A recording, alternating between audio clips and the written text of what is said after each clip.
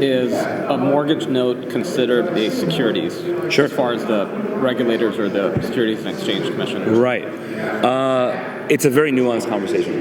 There was a time when mortgages were not considered securities, and it was heavily debated for a long time, and there's a case, the Reeves case, that really put it to bed.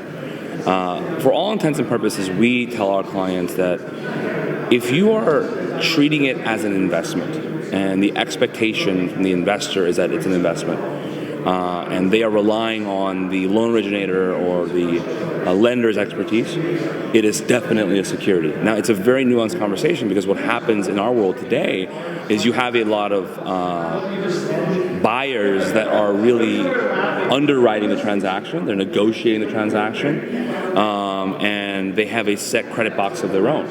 And that's when things get a little bit gray.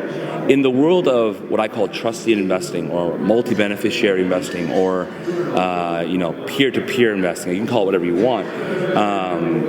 In those scenarios, definitely a security. The DRE created a securities exemption just for that transaction. However, when you're selling a whole loan to a third party who happens to be an institutional buyer, it becomes a little bit gray. And I think what we see today is that most of the institutional buyers out there are understanding this, and they are covering their bases to make sure that it definitely could be viewed as security, and they have their own compliance teams covering those situations. This oftentimes also comes up in scenarios where my clients are buying loans from other funds, or they're taking their loans in their fund, they'll close it, and they'll sell it off to investors via their DRE license. Well, in that scenario, definitely viewed as a security, and can trigger the regulation called the Investment Advisors Act of 1940. And in some scenarios, the fund manager could be viewed as an investment advisor, and so you'd be very careful there, right?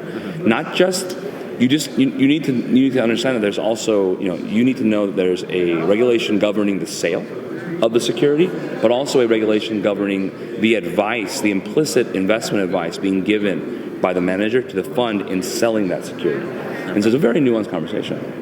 Now, I do want to cover one extra thing. Sure. When a mortgage fund originates a loan, though, and doesn't buy it, I would argue that that is not a security, because they are not buying the security. They are underwriting the loan, they are sourcing the loan, they are negotiating with the borrower, and they are really truly a lending business. And so that would be the position I would take.